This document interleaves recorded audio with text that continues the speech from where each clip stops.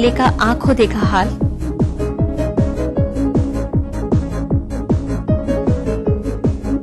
सरसों फसल की कटाई पूर्व व पश्चात प्रबंधन।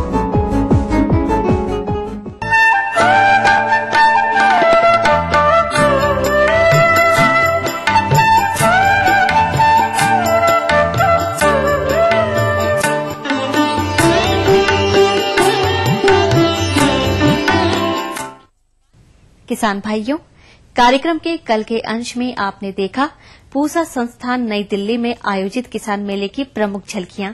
कार्यक्रम की इस कड़ी को आगे बढ़ाते हुए आज हम आपको ले चल रहे हैं उधम सिंह नगर, जहां गोविंद बल्लभ पंत कृषि एवं प्रौद्योगिकी विश्वविद्यालय पंतनगर ने दिनांक 8 से 11 मार्च 2013 तक किसान मेले का आयोजन किया था।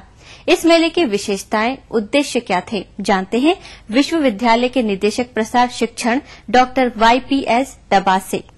पंतनगर किसान मेले के आयोजक एवं विश्वविद्यालय के निदेशक प्रसार डॉक्टर YPS डबास ने हमें बताया कि यह किसान मेला वर्ष में 2 बार आयोजित किया जाता है, जिसका उद्देश्य किसानों को नई तकनीकों के बारे में अवगत कराना तथा प्रदर्शन स्टॉलों के माध्यम से उनकी महत्ता को रोचक तरीके से किसानों के सामने प्रस्तुत करना है। आइए अब देखते हैं मेले के आकर्षण का केंद्र रही मुख्य झलकियां।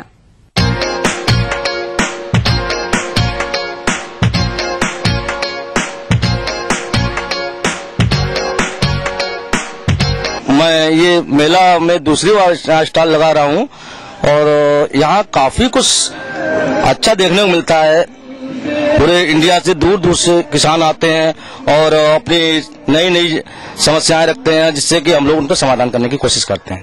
पंतनगर विश्वविद्यालय के उन्नत बीज अपनी गुणवत्ता और शुद्धता के लिए पूरे भारतवर्ष में विख्यात है और बीजों के स्टॉलों पर तो किसानों की भारी भीड़ उमड़ पड़ी थी।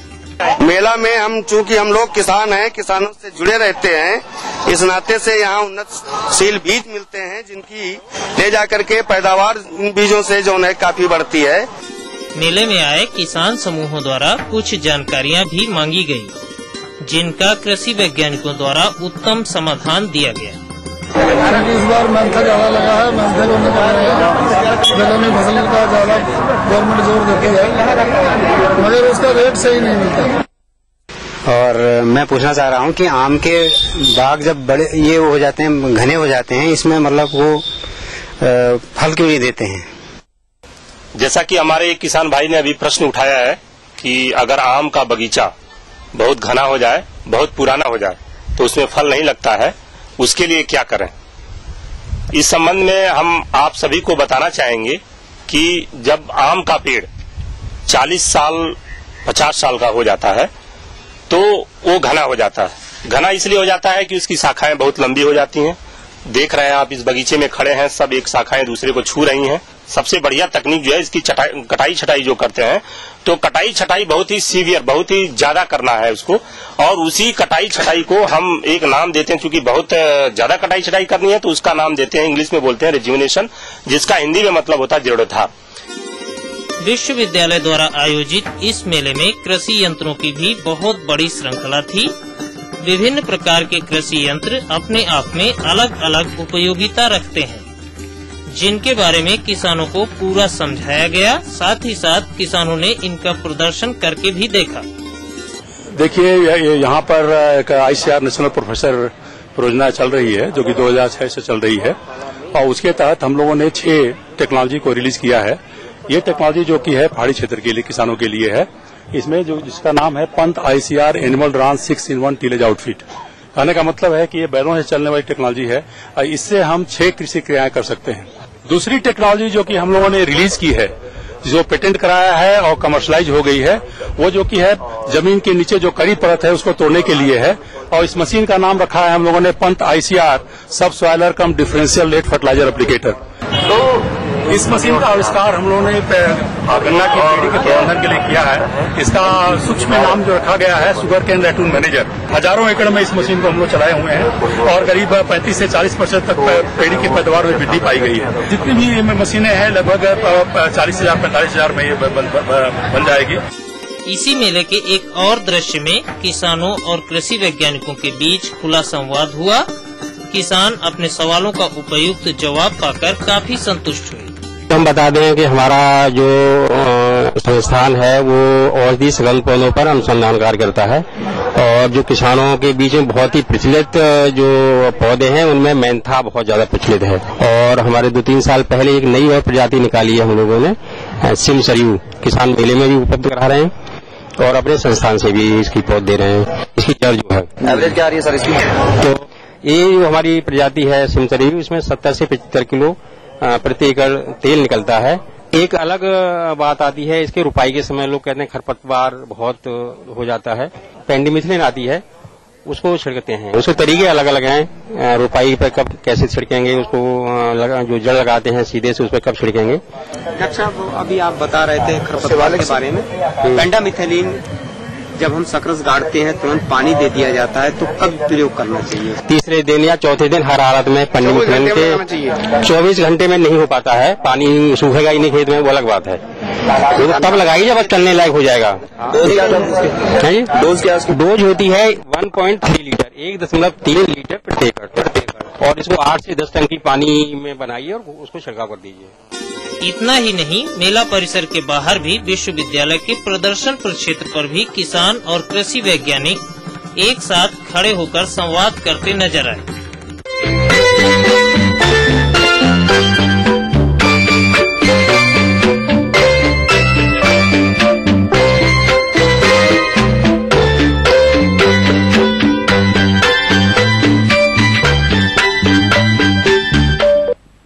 जायद में बोई जाने वाली सब्जी की बात करें तो भिंडी की खेती इस समय बड़े पैमाने पर की जाती है और जो किसान भाई इसकी बुआई करना चाहते हैं वो इस समय बुआई कर सकते हैं, परंतु प्राय देखा जाता है कि भिंडी की बुआई के समय किसान भाइयों द्वारा अज्ञानता एवं लापरवाही वश पुराने बीजों का चयन, बुआई हेतु सही खेत का चयन न करना तथा बुआई की ठीक प्रकार से तैयारी न करना, खाद उर्वरकों का असंतुलित मात्रा में प्रयोग, अनुपचारित बीज बोना एवं बुआई की उचित दूरी का ख्याल न रखना इत्यादि कमियों के कारण उनके खेतों में कम बीज जमाव, खरपतवारों की अधिकता, कम पौध या ज्यादा घना होना देखा जाता है और ऐसी फसल में कीट एवं रोगों का प्रकोप भी बहुत ज्यादा होता है। मुझे अपने खेत में 5 बीघा भिंडी लगानी है, उसमें किस वैरायटी को मैं अच्छी तरह कर सकूं, कौन सी वैरायटी मुझे लेनी चाहिए ये मुझे बताएं और कितना मैं उसमें खाद लगा सकूं जी, जिससे अधिक उत्पादन हो और मुझे फायदा हो। अतः किसान भाइयों, यदि आप जायद भिंडी की बुआई करने जा रहे हैं तो भिंडी की कौन कौन सी उन्नतशील प्रजातियां हैं तथा सही बुआई तकनीक क्या है, इसके लिए आज हमने आमंत्रित किया है कृषि विज्ञान केंद्र सहारनपुर के डॉक्टर बीपी शाही को।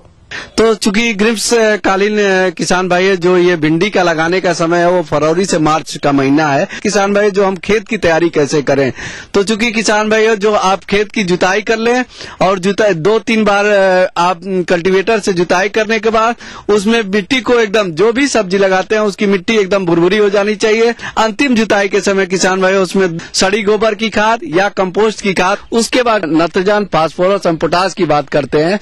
तो अगर मिट्टी की जांच कराते हैं तो ये मात्रा आप घट बढ़ सकती है। अगर मिट्टी की जांच नहीं कराए हैं तो यह मात्रा लगभग हम 100 किलोग्राम नाइट्रोजन, 50 किलोग्राम फास्फोरस और 50 से 60 किलोग्राम पोटास प्रति हेक्टेयर के हिसाब से देना है। नाइट्रोजन की आधी मात्रा और फास्फोरस एवं पोटास की पूरी मात्रा जब हम बीज की बुआई करें उसी समय दे दें। शेष नाइट्रोजन की मात्रा जब प्रथम निराई गुड़ाई 30 से 35 दिन बाद आप करते हैं उस समय दे के आप यूरिया का और दूसरी मात्रा 50 दिन जब यानी फूल आने के पहले आप दे देते हैं। इसके साथ किसान भाइयों, चूंकि जब आप भिंडी लगा रहे हैं तो सबसे पहले चीज आती है कि हम उन्नतशील प्रजातियां का चयन करें। उसके लिए किसान भाइयों पूसा A4 है, अरिका अनामिका है, अभी भारतीय सब्जी अनुसंधान द्वारा विकसित की गई BRO 5 और BRO 6, परभनी क्रांति है, वर्षा उपहार है। ये किसान भाइयों जो हमारी उपयुक्त प्रजातियां हैं। ग्रीष्मकालीन जो भिंडी होती है उसमें बीज की मात्रा लगभग 12 से लेकर 18 किलोग्राम आवश्यकता होती है। बीज बुआई के पहले किसान भाई उसको भिंडी के बीज को आप उपचारित कर लें। जैसे किसान भाई जो बात होती है कि कैसे उपचारित करें, तो उसमें 2.5 ग्राम कैप्टान या थीरम प्रति किलोग्राम बीज के में उपचारित करने के बाद बुआई करें। इसके लिए किसान भाई जो बात होती है कि हमने खेत की तैयारी कर ली है, कितनी दूरी पे लगाएं।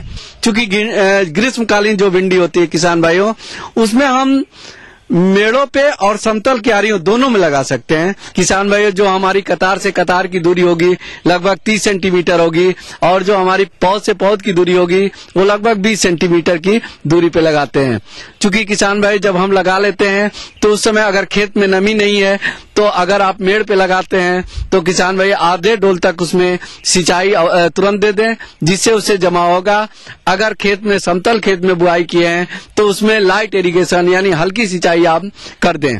खासतौर किसान भाइयों इसके बाद बुआई कर लेते हैं तो उसमें किसान भाइयों जो सिंचाई देते हैं, जैसे अप्रैल का महीना आता है उसमें 7 से 8 दिन के अंतराल पे देते हैं, और जैसे हमारी मई का महीना होता है उसमें 3 से 4 दिन के अंतराल पे आपको सिंचाई देना होता है। किसान भाइयों अगर सही तरीके से खेती करें तो निश्चित तौर पे किसान भाइयों आपको भिंडी की पैदावार अच्छी प्राप्त होगी।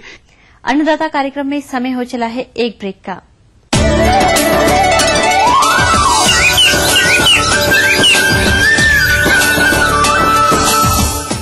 सतारा जिले की रामबाबू पाटिल महिंद्रा फाइनेंस को जब मिले आए थी, उनके पास सिर्फ पुरखों की जमीन, ट्रैक्टर कहाँ था, सिर्फ हौसला था मन में पक्का, जिसे हमने पहचाना। जहाँ दूसरों ने देखा सिर्फ एक आम बंदा, हमने देखी बंदे की कमाने की क्षमता। इसीलिए कहते हैं वाहन कोई भी हो लोन हम देंगे। महिंद्रा फाइनेंस, बंदे में दम, पहचाने सिर्फ हम।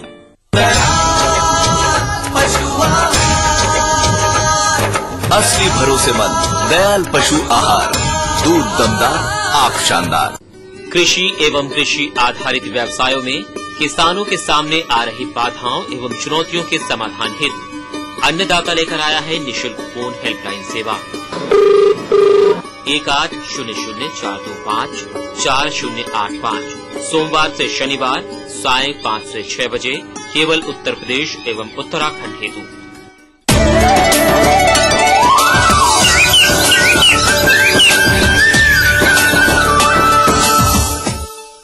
ब्रेक के बाद हम फिर हाजिर हैं अन्नदाता कार्यक्रम में आपके साथ।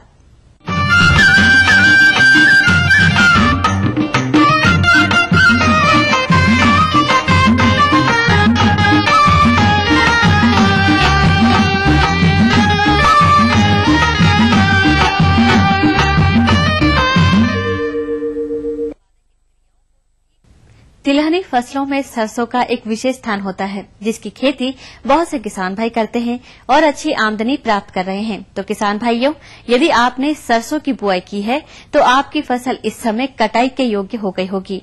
अतः आपको फसल की कटाई के पूर्व व पश्चात कुछ प्रबंधनों पर ध्यान देने की आवश्यकता होती है, जैसे कि कटाई पूर्व कटाई योग्य फसल की पहचान करना, कटाई के उपरांत उसका रखरखाव, मड़ाई तथा भंडारण, जिससे आपको जो उपज मिले उसकी गुणवत्ता प्रभावित न हो। अतः किसान भाइयों, आपको सरसों की कटाई के पूर्व व पश्चात किए जाने वाले प्रबंधनों पर जानकारी दे रहे हैं कृषि विज्ञान केंद्र बघरा मुजफ्फरनगर के डॉक्टर शिव कुमार सिंह। फसल तो हमारी बहुत अच्छी तैयार हो जाती है, लेकिन उसकी हम कटाई और भंडारण नहीं कर पाते, जिससे हमारा उत्पादन डाउन हो जाता है। जैसा कि अब हमारी सरसों की फसल 115 दिन की लगभग की हो गई है, तो इसकी पहचान यही है पकने का कि इसकी जो पत्तियां वो नीचे गिर जाती है सूख करके, और फली का रंग जो ब्राउन कलर से हो जाता है। तो अगर हमारा ये स्थिति फसल की है तो इसको हम फली है उसे खोल के देख लेना चाहिए। अगर फली में हमारी काले से कलर की होगी, काली सरसों की हम बात करें, तो हमारी समझो कि फसल पक गई है। एक पहचान तो है। दूसरी पहचान ये कि हम दाने को तोड़ करके देख लें, दाना अगर टाइट है हमारा तो हमारी फसल पक गई है। अगर हमारे दाने में थोड़ी सी हल्की सी नमी होगी तो हमारा दाना अभी नहीं पक्का। उससे अगर हमारा कच्ची फसल कट जाएगी तो उसमें हमारा तेल की मात्रा जो कम हो जाएगी और हमारा प्रोडक्शन डाउन हो जाएगा। तो उसकी अगर फिर हम 10 या 5 या 10 दिन में उसकी हम कटाई कर लेंगे। कटाई करने का तरीका 2 तरीके से इसकी हम कटाई करते हैं। एक तो हम हंसिया द्वारा इसकी कटाई कर देते हैं, और दूसरी हम इसकी जो अब ये कृषि यंत्र भी आ गए इस टाइप का जो इसकी कटाई कर सकते हैं। अगर क्योंकि ज्यादातर किसान भाई हंसिया से इसकी कटाई करते हैं। अगर हम इसकी हंसिया से कटाई करते हैं तो 1 फीट के ऊपर इसकी हम कटाई कर लेते हैं। इसकी फिर हम बंडल बना लेते हैं। बंडल बना करके अगर हमारे खेत में थोड़ी सी हल्की सी नमी है तो उसकी हम बंडल बनाकर उसे इकट्ठा करके रख लेते हैं। और जब हमारा सूख जाएगी तो उसको हम हाथ से या डंडे से पीट करके उसे अलग कर लेते हैं, दाने अलग कर लेते हैं और फिर उसकी सफाई कर लेते हैं। एक तरीका तो हमारा ये है कि हम इसकी डंडे से पिटाई करके इसके दाने अलग कर लेते, सफाई कर लेते। दूसरा एक आधुनिक तरीका कृषि यंत्र आ गया हमारा कि जो इसकी मशीन आ गई, सीधी इसके बंडल बना करके हसिया से कटाई करके बंडल बनाए और इसकी थ्रेसिंग करा लेते हैं। थ्रेसिंग से हमारा भूसा अलग बन जाता है और हमारी जो इसकी जो दाना वो अलग हो जाता है। इसमें हमारा समय कम लगता है। अगर इसका हमने दाना इसका अलग कर लिया तो इसका हम फिर भंडारण करते हैं। भंडारण के लिए इसको दाने को हम देख लेंगे कि इसका दाने में परसेंटेज कितनी है नमी की, और अगर हमारी 10 से 15% नमी है तो इसका हम भंडारण कर लेते हैं। भंडारण के लिए हम इसका बोरे में भंडारण करते हैं। बोरे भंडारण करते समय 2-3 सावधानी इसमें रखनी है। हम सुखाने के बाद में इसे बोरे में भर लेते हैं। बोरे इसके हमेशा साफ रखें और कीटनाशी दवाई से इसका बोरे को हम स्प्रे कर दें, जिससे कि इसमें जो अंदर कीड़े होंगे वे मर जाएंगे। और उसके बाद बोरे में इसे भर करके इसको स्टोर कर लेते हैं। सूखी जगह पर इसका स्टोर कर, नमी नहीं होनी चाहिए। अगर नमी होगी तो हमारे दाने पर फंगस आ जाएगा। फंगस से हमारे तेल की मात्रा कम हो जाएगी और उससे हमारी क्वालिटी डाउन होगी। जब इसका दूसरा भंडारण करते हैं, भंडार गृह में इसका जो करते हैं हम, तो जमीन से इसको 5 या 6 सेंटीमीटर ऊपर रखना चाहिए, जिससे कि हमारा उसकी जो वायु जाती रहनी चाहिए। इस तरह से अगर हम करें तो हमारा जो सरसों का उत्पादन अच्छा होगा, और उत्पादन अच्छा होगा तो हमारा जीवन स्तर सही हो जाएगा।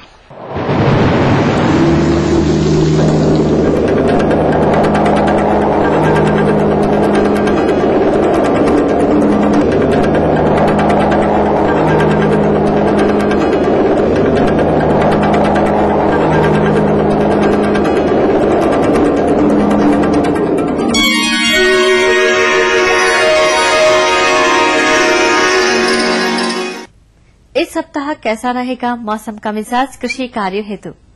गोविंद वल्लभ पंत कृषि एवं प्रौद्योगिकी विश्वविद्यालय पंतनगर स्थित कृषि एवं मौसम विज्ञान विभाग के वरिष्ठ वैज्ञानिक डॉक्टर एच.एस. कुशवाहा द्वारा भेजे गए मौसम पूर्वानुमान के आधार पर इस सप्ताह पंतनगर एवं इससे लगे उत्तराखंड राज्य के उधम सिंह नगर एवं नैनीताल जिलों के मैदानी क्षेत्रों तथा इससे लगे पश्चिमी उत्तर प्रदेश के मुरादाबाद, रामपुर, बिजनौर, पीलीभीत, शाहजहांपुर, बरेली एवं बदायूं जनपदों में इस सप्ताह इन क्षेत्रों में आकाश लगभग साफ रहने, दिन के तापमानों में हल्की वृद्धि होने, लेकिन रात्रि के तापमान कम बने रहने, सुबह साय ठंड का प्रकोप बने रहने, सुबह के समय वायुमंडलीय हवा में नमी की मात्रा अधिक रहने, दोपहर में गर्मी बढ़ने से हवा में नमी कम होने, अधिकतर पश्चिम उत्तर पश्चिम दिशा से मध्यम गति की हवा बहे तथा इस सप्ताह इन क्षेत्रों में शुष्क मौसम रहने की संभावना है। अतः ऐसे अनुमानित मौसम में गोविंद वल्लभ पंत कृषि एवं प्रौद्योगिकी विश्वविद्यालय पंतनगर के संबंधित कृषि वैज्ञानिकों द्वारा इन क्षेत्रों के कृषक भाइयों को अपने खेतों में खड़ी इस मौसम की विभिन्न फसलों, फलदार वृक्षों, सब्जियों एवं पालतू पशुओं में कुछ कार्यक्रमों को अपनाने की सलाह दी जाती है, जो इस प्रकार। इस सप्ताह का यह मौसम गेहूं की समय से बोई गई फसल के पकने में सहायक होगा। नवंबर माह के प्रथम पखवाड़े में बोई गई गेहूं की कुछ प्रजातियों की बालियों में दाने बनकर परिपक्व हो गए, उनमें इस सप्ताह सिंचाई रोक दें। दिन के तापमानों में संभावित वृद्धि एवं अक्सर पश्चिम दिशा से हवा बहने के कारण बालियां निकलने एवं दूधिया अवस्था की फसल में इस सप्ताह आवश्यकता अनुसार हल्की सिंचाई शाम के समय करें। गेहूं का बीज तैयार करने के इच्छुक कृषक भाई खड़ी फसल में अन्य किस्मों तथा खरपतवारों को निकालें। मटर की समय से बोई गई फसल इस समय पकने की अवस्था में है तथा इस सप्ताह संभावित साफ मौसम के मद्देनजर किसान भाई हंसिया के द्वारा पकी फसल की कटाई का कार्य करें। तापमानों में हो रही वृद्धि के मद्देनजर किसान भाई मूंग एवं उड़द की बुआई इस सप्ताह समाप्त कर लें। पहले बोई गई ये फसलें यदि 15 से 20 दिनों की हो गई हैं और खेत में कम नमी के कारण बीज जमाव कम हुआ है, तब सिंचाई अवश्य करें तथा ओट आने पर निकाई गुड़ाई कर खरपतवार नियंत्रित करें।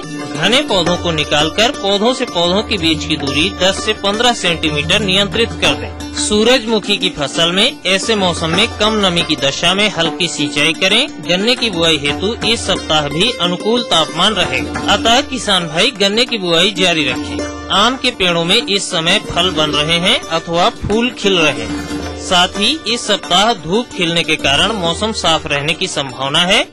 अतः ऐसे मौसम में आम के पेड़ों पर इस अवस्था पर किसी प्रकार के कीट जैसे भुनगा, चैपा, फुदका, लस्सी आदि के लगने की कोई संभावना नहीं है। अतः किसान भाई आम के पेड़ों पर इस सप्ताह किसी भी प्रकार के रसायन का छिड़काव न करें। प्याज की खड़ी फसल की उचित बढ़वार हेतु हल्की सिंचाई करें। ओट आने पर आवश्यकता अनुसार यूरिया का बुरकाव कर गुड़ाई करें। आलू की फसल की खुदाई कर बाजार भिजवाएं। सभी प्रकार के पशुओं को दिन के समय वृक्षों के नीचे छायादार जगह में बांधें। बैठने का स्थान बदलते रहें तथा नियमित सफाई करें। स्वच्छ एवं ताजा पानी पिलाएं तथा संतुलित आहार खिलाएं। तो किसान भाइयों, यह थे इस सप्ताह के मौसम के मिजाज। अगले सप्ताह हम पुनः हाजिर होंगे मौसम आधारित कृषि परामर्श के साथ। अन्नदाता कार्यक्रम में समय हो चला है एक और ब्रेक का।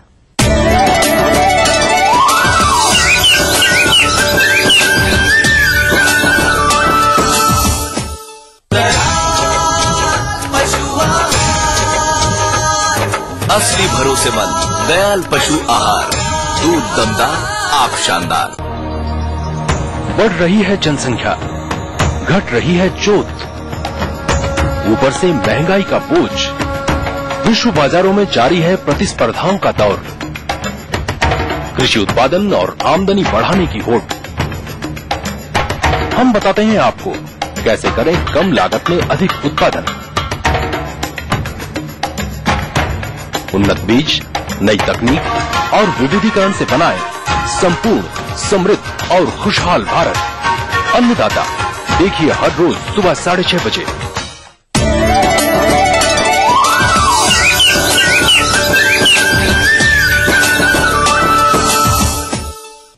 ब्रेक के बाद हम फिर हाजिर हैं अन्नदाता कार्यक्रम में आपके साथ।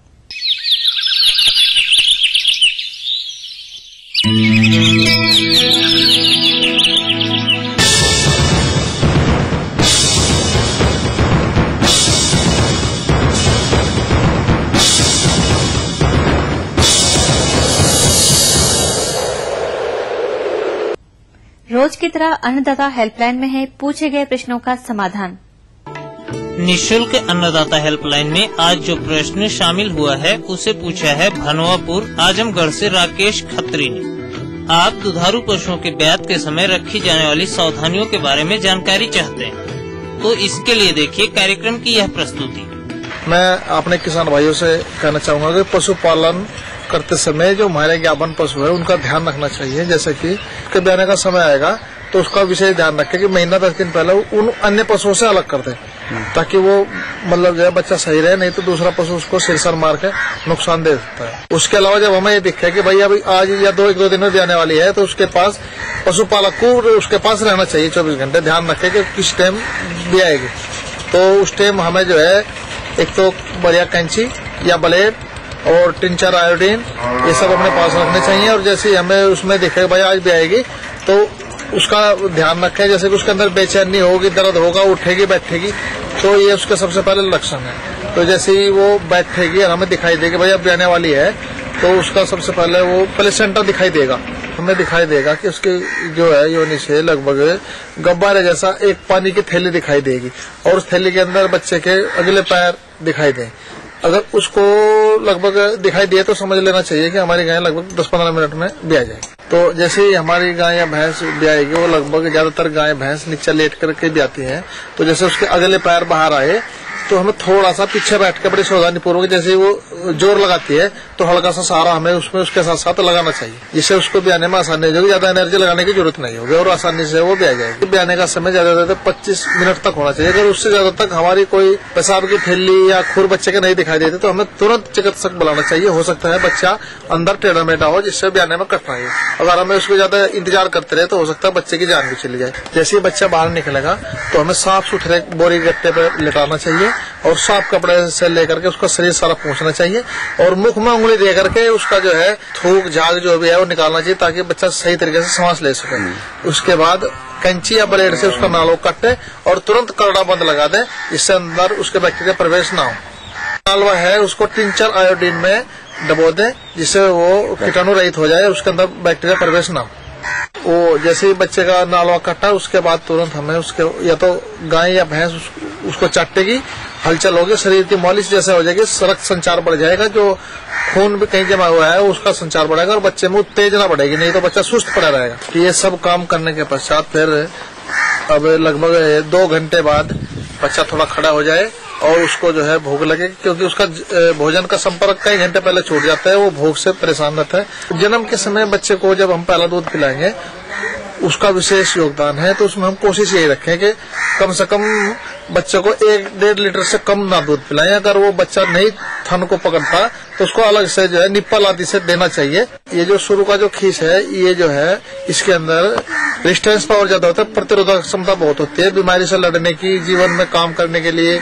और जैसे कि रुका हुआ बच्चा पेट के अंदर पड़ा रहता है 8-10 महीने, और उसके पेट की सफाई जो है सबसे बढ़िया सफलतापूर्वक उससे ही होती है। जैसे दूध छटका पिएगा तो उसका जो है पाचन सिस्टम भी बढ़िया रहेगा और अंदर की सफाई भी अच्छी तरीके से होगी। और बांक को जो है खाली ना करे सारा, लगभग उसका आधा दूध ही पिलाए, बाकी से छोड़ दे, नहीं तो मिल्क प्योर की समस्या बन जाती है।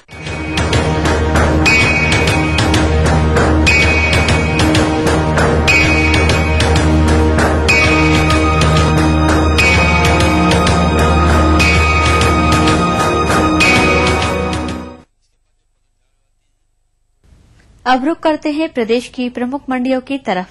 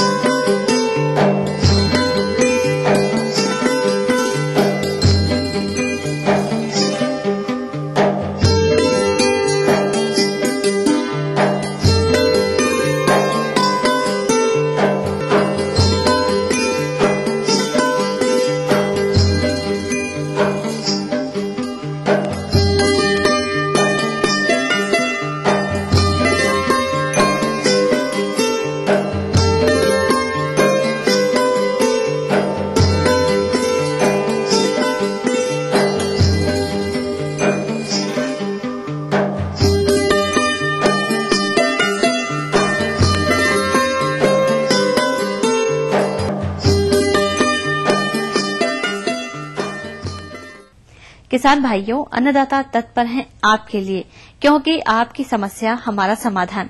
इस हेतु पत्र लिखें इस पते पर। हमारा पता है प्रोड्यूसर अन्नदाता, ETV Uttar Pradesh Uttarakhand, Ramoji film city Hyderabad 501512, या फिर मेल करें annadaata.up@etv.co.in पर। फिलहाल अन्नदाता कार्यक्रम में आज इतना ही। कल फिर मिलेंगे कृषि संबंधित नवीनतम जानकारियों के साथ। तब तक के लिए आज्ञा दीजिए। नमस्कार।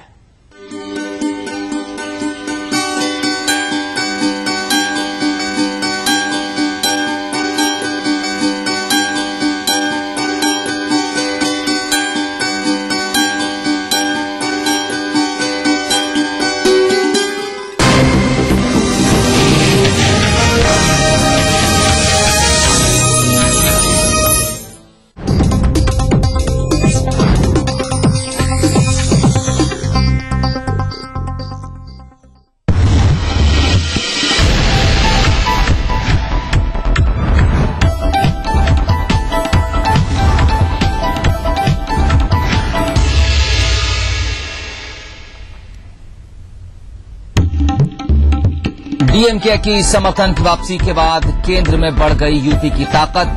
माया और मुलायम बने यूपीए के खेवनहार।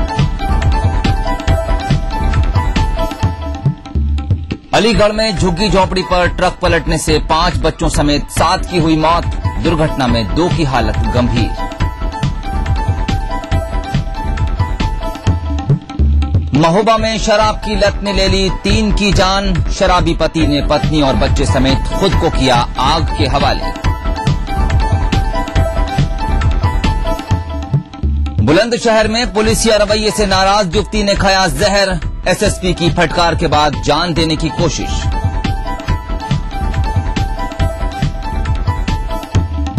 और गाजीपुर के फुल्ली गांव में हाई वोल्टेज करंट ने ढाया कहर। 2 युवकों की हो गई मौत, कई घायल।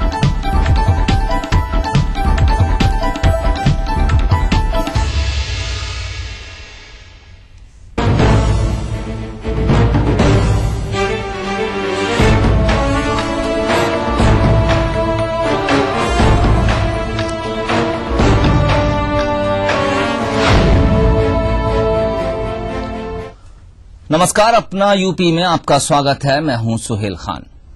केंद्र की यूपीए सरकार एक बार फिर सपा और बसपा के